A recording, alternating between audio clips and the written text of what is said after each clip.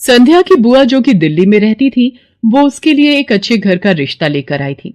देखो भैया, मेरी इतनी जान पहचान तो नहीं है लड़के वालों से, पर इतना जानती हूँ अड़ोस पड़ोस में कहीं पूछोगे तो लोग अच्छा घर ही बताएंगे। ठीक है सुमन, अगर तुम कहती हो तो लड़के वालों को एक बार बुला लेते हैं। अब संध्या भी लड़के को देख लेगी। संध्या की बुआ लड़के वालों से अपने तरीके से बात कर लेती है और कुछ दिनों बाद संध्या की शादी विपुल नाम के लड़के से हो जाती है। पता नहीं इस काम वाली को छुट्टी लेकर गांव अभी जाना था। उसे पता था शादी वाला घर है, नई नवेली दुल्हन आएगी तो घर में 100 काम होंगे, फिर भी बिना बताए गांव निकल गई। अब मैं दूसरी काम वाली इतनी जल्दी कहाँ से ढूंढूंगी। राजेश्वरी, एक प्याली चाय दे दो तो बड़ी मेहरबानी होगी। सुबह से एक प्याली चाय भी नहीं मिली है। तुम्हें तो जब देखो चाय पीने की पड़ी रहती है। पता भी है एक बर्तन नहीं है धुला हुआ जिसमें तुम्हारी चाय बना दूं। ढेरों बर्तन रसोई में पड़े हैं झूठे। माँ, मैं कॉलेज जा रही हूँ, तुम मुझे ये मत कहना कि मैं छुट्टी कर लूं और तुम्हारे साथ घर का काम करवाऊं। मेरा आज बहुत बड़ा प्रोजेक्ट सबमिट होना है, इसलिए मैं तो कोई काम नहीं कर सकती। ये लो, अब इसे भी अभी कॉलेज जाना था। अब मैं क्या करूं, कुछ समझ नहीं आ रहा। संध्या की सास राजेश्वरी अभी काम वाली को लेकर परेशान हो ही रही थी, तभी संध्या राजेश्वरी की सारी बातें सुन लेती है और रसोई में जाकर बर्तन धोने लगती है। अरे संध्या बहू, तुम ये रसोई में क्या कर रही हो? हटो हटो हटो, ये झूठे बर्तन तुमसे थोड़ी करवाऊंगी। अभी तुम्हारे हाथों की मेहंदी भी नहीं उतरी। माँ जी, आप परेशान मत हो, मैं थोड़ी देर में ही सारा काम निपटा दूंगी। आप अकेले इतना काम नहीं कर पाओ। ठीक है, अगर तुम कहती हो तो मैं कोई और काम कर लेती हूँ। माँ, पड़ोस में किसी से पता करो, शायद कोई और काम वाली मिल जाए। मैंने पूछा था, पर अभी किसी भी काम वाली के पास समय नहीं है। पुलकित काम पर चला जाता है। संध्या सारे घर का काम करती है। अब तो रोजाना ही ऐसा होने लगा। काम वाली तो थी नहीं। संध्या की ननद पूजा सुबह होते ही कॉलेज निकल जाती और सास पैरों में दर्द के बहाने बिस्तर पर आराम करती।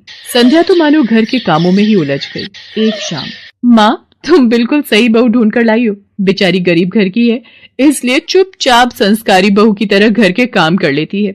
अगर कोई पैसे वाले घर की लड़की बहू बनाकर ले आती तो वो पूरे घर को अपने इशारों पर नचाती और तुम और मैं बस बर्तन घिसते रह जाते। तभी तो मैंने इसकी बुआ को शादी के लिए हाँ कह दिया था। मुझे पता है ये गरीब घर की लड़कियां बड़ी सीधी सादी बहुएं साबित होती हैं। अब काम वाली गांव भाग गई। सोच ये ना होती तो कौन काम करता। राजेश्वरी, तुम दोनों माँ बेटी को तो संध्या बहू का शुक्रगुजार होना चाहिए। बेचारी ने आते से ही पूरा घर संभाल लिया। ऐसे ही दिन बीत रहे थे। संध्या सभी घर वालों की देखभाल का पूरा ध्यान रखती थी। एक दिन, क्या हुआ पुलकित बेटा, तुम इतने परेशान क्यों हो? और आज तुम ऑफिस भी नहीं गए? पापा, मेरी नौकरी छूट गई है। कंपनी घाटे में चल रही थी, इसलिए उन्होंने मेरे जैसे बहुत से वर्कर्स को अचानक निकाल दिया। दिमाग खराब हो रहा है, गाड़ी की किश्त भरनी है, घर का लोन भी पूरा नहीं हुआ है। घर का खर्चा अब सब कुछ कैसे होगा, कुछ समझ में नहीं आ रहा है। पुलकित बेटा, चिंता मत कर, अब कोई ना कोई रास्ता निकल आएगा। ज्यादा होगा तो कुछ दिनों के लिए मैं कोई काम कर लूंगा। पापा, मेरे होते हुए आप काम नहीं करोगे, मैं कुछ सोचता हूँ। पुलकित दूसरी नौकरी को लेकर परेशान था। उसे कोई काम नहीं मिल रहा था। घर में पैसों की तंगी भी शुरू हो गई। पुलकित ने अपनी गाड़ी बेच दी। घर के लोन को लेकर वो परेशान था। 15,000 रुपए की किश्त उसे भरनी थी। तभी, भैया, मेरे कॉलेज की फीस इस बार बहुत लेट हो गई है। मेरा आखिरी साल है, अगले महीने की 5 तारीख तक 12,000 रुपए फीस के भरने हैं। मैं कुछ इंतजाम करता हूँ। ऐसे खाली हाथ पर हाथ रखकर मैं नहीं बैठ सकती, मुझे कुछ सोचना होगा। पता नहीं, हो सकता है किरण ने बात कर ली होगी, पूछती हूँ। हेलो किरण, मैं संध्या बोल रही हूँ। तूने बात की फिर? पार्लर में जगह खाली है क्या? हाँ, मैंने बात कर ली है। 12,000 रुपए महीना देंगी रविता मैम। बोल, तू हाँ बोलती है तो मैं बात कर लेती हूँ। ठीक है, तू हाँ बोल दे, कम से कम कुछ तो पैसे आ जाएंगे। संध्या पुलकित से पार्लर में मेहंदी लगाने की नौकरी की बात करती है। पहले तो वो मना करता है, पर संध्या उसे समझाती है। पुलकित, मैं जानती हूँ आप परेशानी के दौर से गुजर रहे हो। मैंने आपसे शादी के बाद हर सुख दुख में साथ निभाने का वादा किया था, और आप परेशान मत हो। मैं घर और बाहर दोनों का काम एक साथ संभाल लूंगी। ठीक है संध्या, तुम कल से पार्लर में नौकरी के लिए जा सकती हो।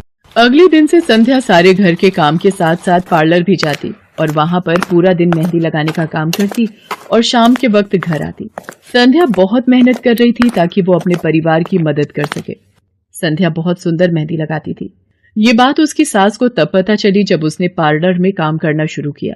संध्या को पार्लर में काम करते हुए 1 महीना बीत चुका था। पार्लर की मालकिन रविता भी संध्या के मेहंदी लगाने के काम को देखकर बहुत खुश थी। संध्या, तुम सचमुच बहुत मेहनती हो। पिछले 1 महीने में बहुत से क्लाइंट तुम्हारी तारीफ कर रहे हैं और अपनी फैमिली फ्रेंड्स की शादी या सगाई फंक्शन के लिए तुम्हें ही मेहंदी के लिए बुक करना चाहते हैं। और हाँ, ये तुम्हारी सैलरी 12,000 रुपए। बाकी ये तुमने ओवर टाइम भी शादी के सीजन में बहुत किया है, उसके 6,000 रुपए अलग से दे रही हूँ। थैंक यू मैम, आपने मेरे काम की इतनी तारीफ की, मैं तो बस भगवान की कृपा से मेहनत से करती हूँ। संध्या घर आ जाती है और 12,000 रुपए पूजा के हाथ में रखती है। पूजा, ये तुम्हारी कॉलेज की फीस के पैसे, तुम कल ही अपनी फीस जमा कर देना। भाभी, ये तो आपकी मेहनत की कमाई है, आप ये सारे पैसे मुझे दे रहे हो? नहीं नहीं भाभी। पूजा, तुम मुझे अपनी भाभी कहती हो ना, और भाभी तो माँ समान होती है, तो क्या तुम अपनी भाभी माँ के पैसे नहीं लोगी? तुम अपने भैया से भी तो लेती हो ना, फिर मेरे और अपने भैया में फर्क है, मैं भी तो इस घर का हिस्सा हूँ, इसलिए ये पैसे रख लो। मुझे माफ कर दो भाभी, मैंने ना जाने आपके बारे में क्या क्या गलत सोचा। पुलकित को भी दूसरी नौकरी मिल जाती है। अब संध्या और पुलकित दोनों मिलकर काम करते थे। राजेश्वरी और पूजा भी अब संध्या की घर के कामों में बहुत मदद करती थी। परिवार में खुशियां फिर से लौट आई थी।